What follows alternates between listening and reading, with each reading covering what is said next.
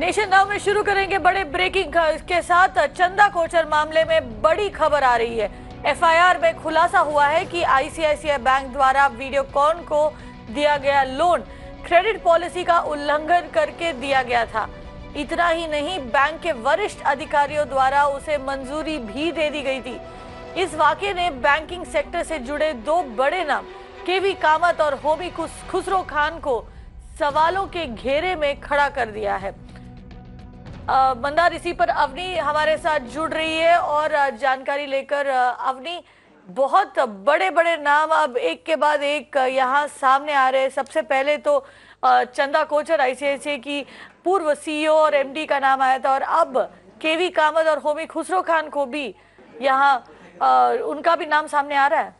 बिल्कुल कविता, और इन नामों के अलावा संदीप बख्शी, एनएस कन्नन, जरीन दारूवाला, इन सब के नाम भी मेंशन किए गए हैं और ये सारे नाम बैंकिंग सेक्टर में बहुत बड़े हैं। तो हमें देखना पड़ेगा कि सीबीआई अभी इनको प्रोब करती है या नहीं। लेकिन सवाल अब ये उठता है कि जिन कमिटीज़ ने वीडियोकॉन को लोन सैंक्शन किए थे, क्या उन्हें इस कॉन्फ्लिक्ट ऑफ इंटरेस्ट के बारे में पता था? क्या उन्हें ये पता था कि चंदा कोचर के पति दीपक कोचर ने वेणुगोपाल धूत के साथ एक कंपनी शुरू की थी? अगर ये बात उन्हें पता था और उन्होंने फिर भी इग्नोर किया तो ऑब्वियसली ये बहुत बड़ा ब्रीच है। लेकिन अगर चंदा कोचर ने डिक्लेयर ही नहीं किया होगा तो ऑब्वियसली कमेटी को इस बात का पता नहीं चला होगा। और जो हमारे सोर्सेज है वो ये बोल रहे हैं कि कमिटीज़ को, उन्हें लगता है कि कमिटीज़ को इस बात का पता नहीं था। तो कविता, अभी देखना ये पड़ेगा कि क्या सीबीआई इस लाइन में जाकर ज़्यादा प्रोब करती है या नहीं। जी, और अवनी, इनमें से जितने जो नाम सामने आए हैं, जो नाम आपने लिए, उनमें से कई ऐसे लोग हैं जो अभी भी आईसीआईसीआई बैंक के साथ जुड़े हैं। क्या बैंक के तरफ से इस पूरे मामले में किसी तरह की सफाई सामने आई है? कुछ स्टेटमेंट आया है बैंक की तरफ से? कविता, इसके बारे में बिल्कुल अभी तक कुछ सफाई नहीं आई है आईसीआईसीआई बैंक के बारे में। लेकिन हमें ये याद रखना पड़ेगा कि अभी चंदा कोचर का आईसीआईसीआई बैंक से कुछ लेना देना नहीं है। वो स्टेप डाउन कर चुकी है, अर्ली रिटायरमेंट ले चुका है उन्होंने। और जो लोन की बात करें, जो 3,250 का लोन, 1,000 करोड़ का लोन की बात कर रहे हैं, वो लोन एनपीए हो चुका है और उसे राइट ऑफ कर दिया गया है।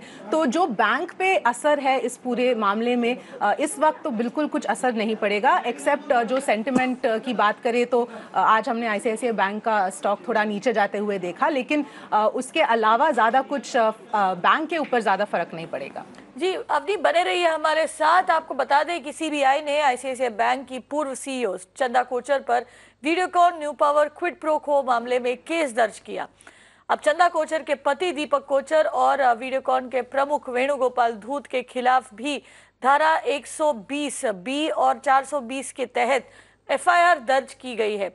मुंबई और औरंगाबाद में वीडियोकॉन और न्यू पावर के कई ऑफिस पर सीबीआई ने छापेमारी की और ये जांच उस आरोप पर की गई है जिसमें कहा गया था कि वीडियोकॉन के प्रमुख वेणुगोपाल धूत ने दीपक कोचर के एक फर्म को करोड़ों रुपए मुहैया कराए हैं, जिसके 6 महीने बाद धूत के ग्रुप को आईसीआईसीआई बैंक से लोन के रूप में 3,250 करोड़ रुपए मिले। उसी दौरान चंदा कोचर वहां मुख्य पद पर थी। जी, चलते हैं सीधे अवनी के पास। अवनी, ये जो लेन देन की बात अब सामने आ रही है, उसे जरा समझाइए हमारे दर्शकों के लिए। बिल्कुल कविता, ना ये पूरे मामले में क्या एक्चुअली काफ़ी कॉम्प्लेक्स है, काफ़ी अलग एंगल्स है इस पूरे मामले में जो इन्वेस्टिगेट अभी तक हो रहे हैं। लेकिन जो सबसे इसका मेन मुद्दा है कि जो 3,250 रुपए का लोन आईसीआईसीआई बैंक ने वीडियोकॉन को दिया था, वीडियोकॉन ने फिर उसके बदले में, ये लोन लेने के बदले में, फिर न्यू पावर रिन्यूएबल कंपनी में निवेश किया। ये जो कंपनी है, ये वही कंपनी है जो दीपक कोचर और वेणुगोपाल धूत ने साथ में बनाई थी 50-50 पार्टनरशिप में। लेकिन 1 महीने बाद उसी कंपनी में वेणुगोपाल धूत ने अपने जो शेयर्स है वो दीपक कोचर को बेच दिए, सिर्फ 2 लाख रुपए में।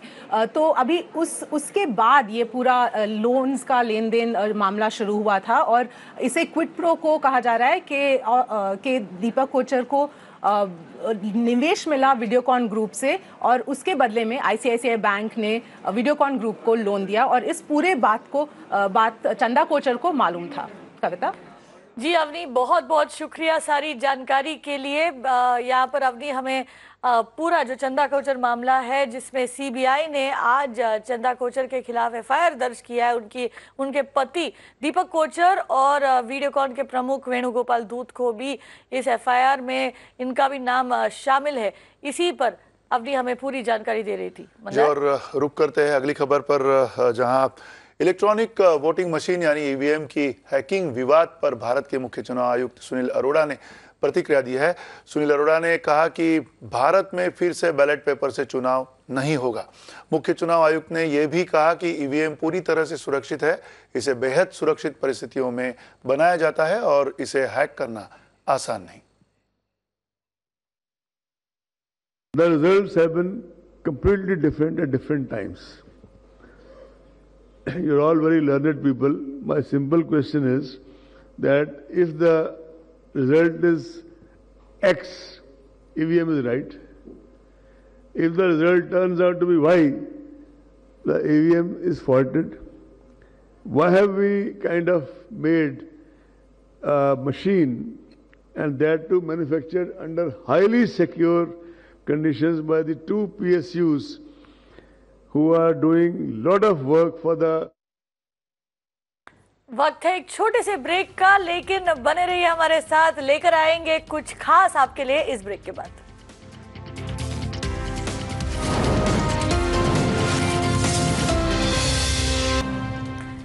मध्य प्रदेश के सागर जिले में एक किसान की मौत हो गई। किसान के परिवार ने आरोप लगाते हुए कहा है कि किसान की मौत तब हुई जब उसे ये पता चला कि उसके नाम पर भी कृषि कर्ज है, जबकि किसान ने किसी तरह का कर्ज लिया ही नहीं था। और कर्ज की रकम कोई मामूली नहीं बल्कि 5 लाख रुपए थी जो किसान के नाम पर दर्ज थी। और परिवार ने आरोप लगाया कि कर्ज की लिस्ट में अपना नाम देखने के बाद से ही किसान परेशान था और अगली सुबह उसकी मौत हो गई। साफ शब्दों में कहे तो किसान की मौत कर्ज के उस बोझ के तले हुई जिसे कभी उसने लिया तक नहीं था। जी, और दरअसल मध्य प्रदेश से ऐसे कई कहानियां आ रही है। हालांकि यहाँ पर मंदार कहानी उस किसान की थी जिसने कभी कर्ज लिया ही नहीं था। कई ऐसे किसान हैं जो फार्म लोन वेवर का इंतजार कर रहे हैं। वो फार्म लोन वेवर जो आगामी जो कांग्रेस सरकार ने जिसका एक तरीके से वादा किया था चुनाव के पहले, और बस अब तक इंतजार ही कर रहे हैं। कई लोगों को वेवर मिला भी है, लेकिन 3 रुपए 4 रुपए। जी, एक तरह का मजाक उड़ाया है इसमें किसानों का। और जिस मुद्दे को लेकर कांग्रेस सरकार वहां पे विराजमान हुई है मध्य प्रदेश में, इसी मुद्दे को लेकर उनको समर्थन मिला है। किसानों ने इसी मुद्दे को लेकर उन्हें मतदान भी किया है। लेकिन ये जो हाल दिख रहा है उसकी जिम्मेदारी कांग्रेस सरकार किस तरह से लेती है, उसका सवाल पूछना बहुत ही जरूरी है। जी, और इसीलिए हमारे साथ इस वक्त जुड़ रहे केदार सिरोही, किसान कांग्रेस के प्रवक्ता है, और सुदीन तिवारी जो कि फार्मर लीडर है, किसान लीडर है मध्य प्रदेश से। सीधे चलेंगे तिवारी जी आपके पास। तिवारी जी, ये बताएं कि इस वक्त कितने ऐसे किसान होंगे जिन्हें जिस तरीके से लोन वेवर या कर्ज माफी जिस तरीके से वादा किया था 2 लाख रुपए का, कितने किसानों को मिला है?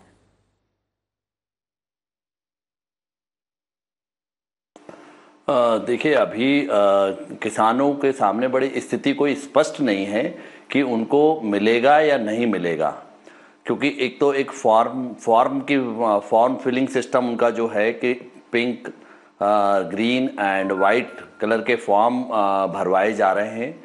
और अभी पहले बैंकों की तरफ से जैसे सूची जरूर दी जा रही है कुछ बैंकों की तरफ से कि हमारा इतना लोन पेंडिंग है, ये पंचायत में दी जा रही है, परंतु अभी उनके सामने कोई स्थिति स्पष्ट नहीं है कि लोन कितना होगा या नहीं होगा। और अभी मैं खुद अभी किसान मतलब अपने गांव से अभी आ रहा था, तो मेरे भाइयों से हमारे सब बात हो रही थी कि अभी केवल मंडी जो है, समितियों से जिन्होंने जो कर्ज लिया है पहले उसको माफ होने की सरकार की पहल चालू हो रही है कि, और उसमें जो मंडी में जो है समितियों में जो है कर्ज का जो है बहुत कम मात्रा है, मतलब 10 से 20 हज़ार रुपये, 30 हज़ार रुपये, ऐसा कोई किसान नहीं होगा। बहुत ही कम किसान है, 1% किसान भी नहीं होगा जिसका 1 लाख से ऊपर जो है समितियों में कर्ज ज्यादा है, 1 लाख से ऊपर होगा। तो अभी पहली पहल तो शुरू में जो है कि समितियों को पहले जिन किसानों ने समितियों से कर्ज ले रखा है, पहले समितियों का माफ करने का ऐसा चल रहा है, परंतु अभी स्थिति कोई स्पष्ट नहीं है। अभी किसी का भी माफी की कोई ऐसी बात नहीं आई है। अभी सिर्फ वो जो है प्रोसेस चल रही है, एक कि आप ये फॉर्म भरिए और आप लेके आइए, अपने खसरा खतौनी लेके आइए, अपने पेपर लेके आइए, अपने आइडेंटिटी प्रूफ लेके आइए, अपना आधार कार्ड लेके आइए, ये सब चल रहा है अभी कोई। और ऐसे में क्या है, किसान वो समझ नहीं पा रहे हैं कि क्या होगा या नहीं होगा। ऐसे में वो उनके लिए कहना बड़ा असंभव बात है। जी केदार सिरोही, लगातार इसी मुद्दे को आपने चुनाव के पहले भुनाया था, इसी मुद्दे को लेकर आपने किसानों का आक्रोश सामने लाया था। अब ऐसी क्या बात हुई है जब कांग्रेस को सत्ता मिली है, कांग्रेस को किसानों ने समर्थन तक दिया और इसके बावजूद भी अब किसानों को 10 रुपया 20 रुपया इस तरह का कर्ज माफी का विवरण सामने आते दिख रहा है। और साथ साथ अगर देखा जाए तो 1,88 करोड़ के आसपास का बजट है और किसानों का कुल मिला के जो मध्य प्रदेश का भुगतान देना बाकी होगा अगर कर्ज माफी होती है तो 1,87,000 करोड़ रुपए। इतना पैसा आपकी सरकार के पास वहां है? देखिए, इसमें बेहद स्पष्ट है, जिस मुद्दे को लेकर कांग्रेस आई थी, कांग्रेस ने चुनाव में वचन दिया था, वो हम लोग पूरा कर रहे हैं। मैं पूरे टाइम फील्ड में हूँ, किसानों के बीच में हूँ, और जहां तक ये पहली बार इतिहास में होने जा रहा है कि कर्ज माफी इतनी ट्रांसपेरेंट मैनर में हो रही है। अभी तक जहां भी कर्ज माफी होती है वो उसकी जानकारी कर्ज बैंक अकाउंट में आने के बाद में पता लगता है, जिसके कारण बहुत सी समस्या आती है। ये पहली बार ऐसा हुआ है कि इस कर्ज माफी की प्रोसेस को हम लोगों ने 3 फॉर्म के द्वारा सामने लेके आए हैं। आप देखिए, मध्य प्रदेश में सहकारिता में इतना बड़ा घोटाला हम लोगों को पकड़ में आया है कि जिस किसान ने 20,000 रुपया लिया है, ये इसीलिए ये दावे आपत्तियां हम लोगों ने पहले इसलिए बुलाई है कि कहीं भी गलती हुई हो। जैसे आप 13 रुपए 25 रुपए की बात कर रहे हैं, अगर वो गलती हुई है तो पहले मौका मिल रहा है किसान को रखने का। तो किसान का दावा आपत्ति पहले आ रहा है, उस पर कमेटी बैठाई गई है और उसका जांच किया जा रहा है। जिस किसान का जितना लोन है वो माफ हो रहा है। दूसरी बात, हमारे किसान कह रहे थे, मैं उनकी किसान है, किसान लगता है यहाँ पर कनेक्शन में दिक्कत है, लेकिन यहाँ पर अगर आप बताएं तिवारी जी कि क्या आपको लगता है कि बहुत जल्दबाजी में जो है ये सारा कुछ ये प्रोसेस पूरा हो रहा है? क्योंकि वादा तो जरूर कांग्रेस ने किया था कि 10 दिन के अंदर कर्ज माफी कर देंगे और अब कई गड़बड़ियां सामने आ रही है। देखिए, अभी जो मेरे समझ से तो अभी जो है सरकार जो है माननीय कमलनाथ जी की जो सरकार है वो बैलेंस बनाने का काम कर रही है। वो देख रही है कि कहीं आक्रोश भी नहीं हो, कहीं अभी जैसे नरसिंहपुर और जो नरसिंहपुर जबलपुर बेल्ट में किसान जो है, गन्ना व्यापारी जो है, गन्ना किसान जो है, गन्ना किसानों में भारी आक्रोश था कि उनका जो है रेट जो है उनको 264 रुपये मिल रहा है। तो आनंद फानन में उधर हम लोगों ने आंदोलन करे, आनंद फानन में कलेक्टर को निर्देश दिए गए कि 364 रुपये करीब उसका रेट किया जाए गन्ना का। तो वहाँ जो नरसिंहपुर क्षेत्र में जो 364 रुपये रेट कर दिया, परंतु और जगह दूसरी जगह वहीं होशंगाबाद जो है वहाँ वहीं अभी भी 264 ही है। तो कहीं ना कहीं मतलब जो है बैलेंस करने का काम करिए, जहां आक्रोश हो रहा है वहां तुरंत वो डिसीजन भी दे रहे हैं और जहां नहीं हो रहा वहां दबाया जा रहा है। मेरे ख्याल से ये स्थिति चलती रहेगी हमेशा, क्योंकि कोई उनके पास कोई ज़्यादा ऐसा परमानेंट ऐसा उपचार का मुझे तरीका नहीं दिख रहा।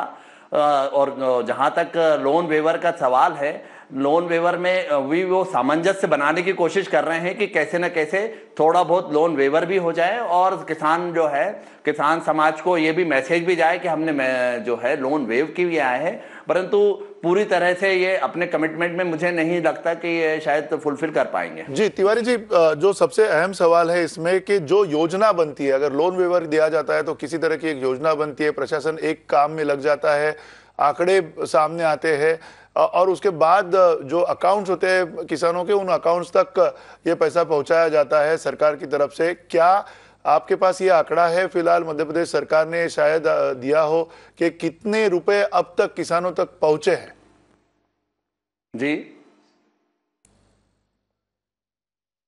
देखिए, अभी जहां तक मैंने सुना है कि जो है माननीय कमलनाथ जी ने करीब 5,000 करोड़ रुपए का इसमें शुरू इनिशियली वो दिया है, जो कि मेरे ख्याल से 5% या 7% से ज्यादा नहीं है, जो टोटल जो लोन वेवर के जो है अमाउंट का। तो इसमें मतलब ये समझ में नहीं आ रहा कि बहुत इतना छोटा अमाउंट है। वहीं किसानों को अभी जो है उनका बोनस जो है, धान का बोनस और जो धान सोयाबीन का जो बोनस है वो भी नहीं मिला है, जो कि 264 रुपए जो कि पहले की स्कीम चल रही थी भावंतर योजना, उसके जो अंतर्गत जो जितना उनको मिलना था बोनस वो भी उनको मिला नहीं है।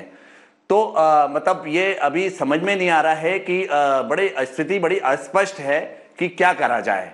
और ऐसे में जो मैसेज सभी जगह से ऐसा आ रहा है कि लोन वेव हो रहा है, किसानों में भी आपस में वो नहीं समझ पा रहे हैं कि वाकई क्या लोन माफ होगा या नहीं होगा। ये बड़ी स्थिति, बड़ी विचित्र स्थिति बनी हुई है जी। और बहुत से किसान जो ये मान के चल रहे हैं कि लोन वेव होगा, वो वो अपना बजट उस हिसाब से कर दे रहे हैं, उतनी इनपुट इतनी कॉस्ट अपने जो इन्वेस्टमेंट जो करते हैं आगे खेती में आगे कर दे रहे हैं, मार्केट से सूद से जी ले लेके जो है पैसा लेके और अपनी खेती में फिर से लगा दे रहे हैं। अगर उनका माफ नहीं होगा तो उनकी और गंभीर स्थिति हो जाएगी, मेरा ये कहना है। जी, यानी किसान अपना आगे का जो भी ये वो प्लान नहीं कर पा रहा है। मंदार काफी असमंजस में है मध्य प्रदेश का किसान।